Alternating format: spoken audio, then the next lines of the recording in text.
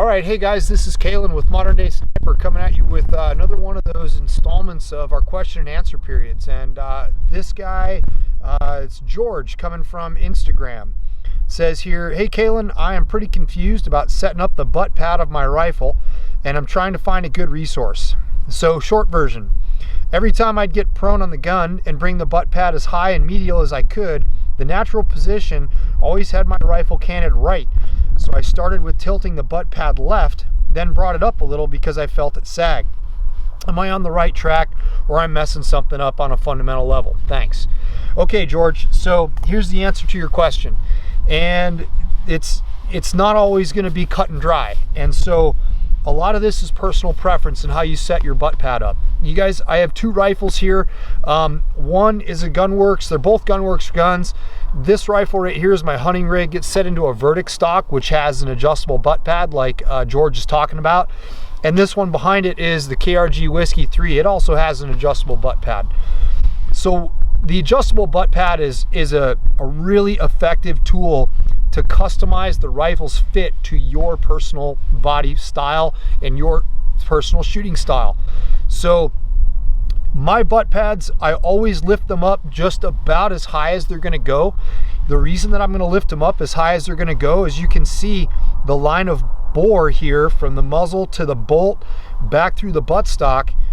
That is gonna come out of the buttstock or butt pad right here. I want the majority of this butt pad in contact with my shoulder as much as I can throughout all the shooting positions, whether it be in the prone, whether it be in the kneeling, standing, or some other crazy kind of position that I'm in. Now, canting the butt pad left or right. Now, canting the butt pad left or right, that's a feature that I see a lot of people have on their stocks, but they don't take advantage of it. This is a very valuable tool for you to use that will help basically mitigate the effects of recoil that want to cant the rifle one way or the other. If you are shooting your gun and you constantly have to find yourself canting the gun back in your bipod, cant it back, readjust after every shot. One, your bipod might not be adjusted with enough friction, but the other portion of that, you might not even need that if you adjust this butt pad properly. So something else to take into consideration here is the length of pull. Now, George's question was, I want to get the butt pad as high and medial as I possibly can. That's awesome. That's what we should be doing. We want to get that rifle as close to the center line of our body as possible to manage the effects of recoil and have as much body mass behind the gun to absorb that force of recoil to keep the muzzle jump down to a manageable level. So when you want to bring that rifle medial, what actually you're doing is you're bringing, if you leave the length of pull the same distance and you originally set the length of pull for the pocket of the shoulder and now you want to try to bring it more medial towards the center line above your pectoral muscle on your clavicle, what you're going to notice is you're going to be pushing the scope farther away from you because this distance from here to here, this is farther away because your shoulders are set farther back from your chest. So you're gonna have to shrink up that length of pull. And the other thing that you can do is you can adjust the butt pad. As you guys can see here, I have my butt pads all canted with the tip of the butt pad to the right. Now the reason that I do that is I want to be able to get that rifle as close to my center line as possible.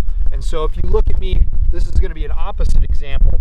If I have that butt pad canted to the left and I try to fit it into that shoulder pocket, it's going to be poking up into my neck and it's not going to be giving me the best interface with the gun.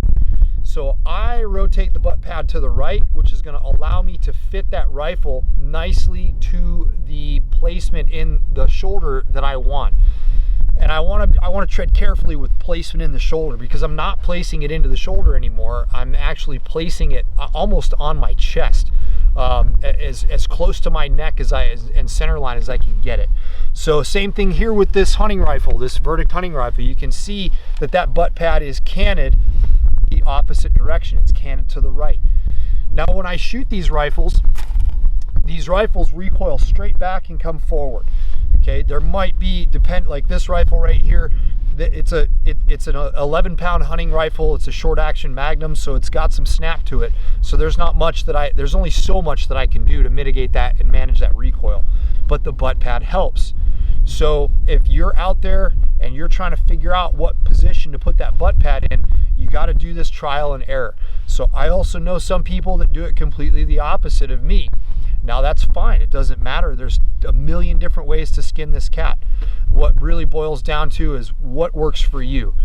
Understand the concepts though, George. The concepts are trying to fit that rifle to fill all of the gap between the shoulder and the butt pad, okay? That's why we're lifting it up, and that's why we're able to move it left and right.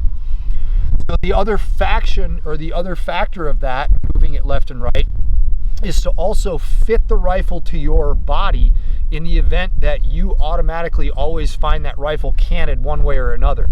So that comes into effect with scope levels and bubble levels, and that's all stuff for a different topic. But when we actually set up the gun, here's another tip for you, George. Take the scope off the gun when you set it up. Take the scope off the gun. Don't worry about looking through the scope. Just get the rifle to fit you properly. Then you can start adjusting the butt pad left, right, up, and down to fit your body. Don't even worry about the scope, because we can move the scope fore and aft, either in the rings or in the mounts, to fit your eye relief. So hopefully that answered your question, George. And if you got anything else, man, if I didn't hit it, hit me up again and we'll chat about it offline. But for everybody else out there, I hope you got something out of this little video talking about adjustable butt pads. If you want to hear more of these question and answers, keep them coming. Tell me what you want to hear, either on the Facebook, either on the Instagram, any way that you can reach out to us. And hey guys, I hope everybody's coming back to the New Year's break and getting ready to start doing some training in the off season. And I will see you guys probably at SHOT Show. I'll see you floating around at the range, at matches, all those things that are coming up that bring us all together. So until next time, guys, shoot well.